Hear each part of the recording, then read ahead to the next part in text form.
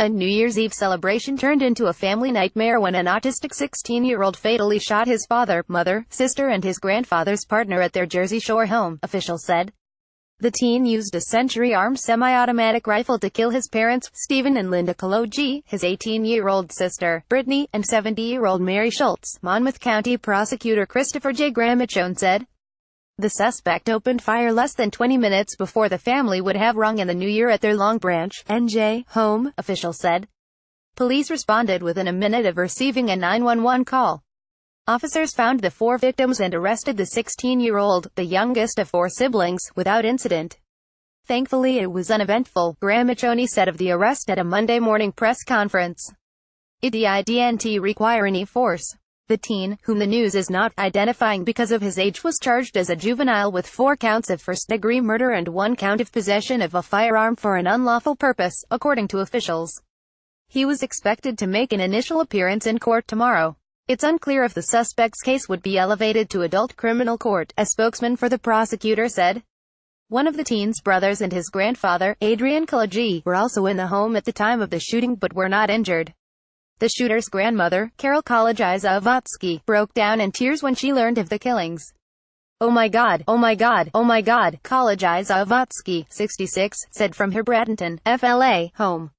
Her husband, Gregory Zavotsky, 63, said the 16-year-old suspect is autistic. "We didn't know they had a gun in the house," he said, adding that the Kalojis were not gun enthusiasts or hunters. Zavotsky said his wife spoke to the family by phone the other night and everything seemed normal. "You can hear my wife, it was totally a shock," he said.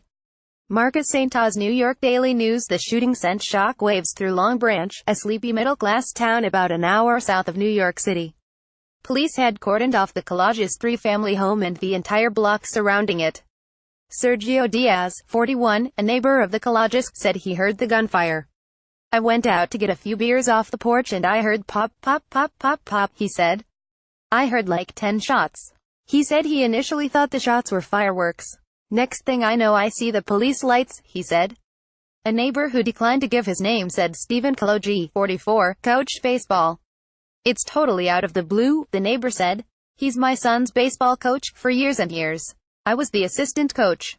We're just stunned." Stephen listed his occupation as a mailman for the U.S. Postal Service in a 2009 bankruptcy filing. Linda, 42, was collecting unemployment at the time, according to the filing. They had 4 children. Their son, Stephen Jr., who survived the shooting, wrote a tribute to his parents on his Instagram account after the tragedy. "My New Year's resolution is to be as great of a parent as my parents were to me," he wrote after saying he was safe. "I know many of you don't want to read long bios, but they were the greatest parents I could ask for." The son praised his parents for always providing for him and his siblings, even in lean times.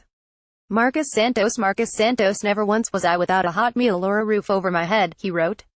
"They made sure Christmas came every year although they struggled financially." His sister, Brittany, was a first-year student at Stockton University in New Jersey and had recently returned home for the holidays. She wrote on her Facebook page last month how she was still adjusting to the changes in her life. "Coming home as a student is so confusing, like do I unpack?" she wrote on her Facebook page. "Do I live out of a suitcase for a month? Do I just leave everything on the floor?" Stephen Jr. described his sister in his Instagram post as beautiful and smart. She just got done with her first semester of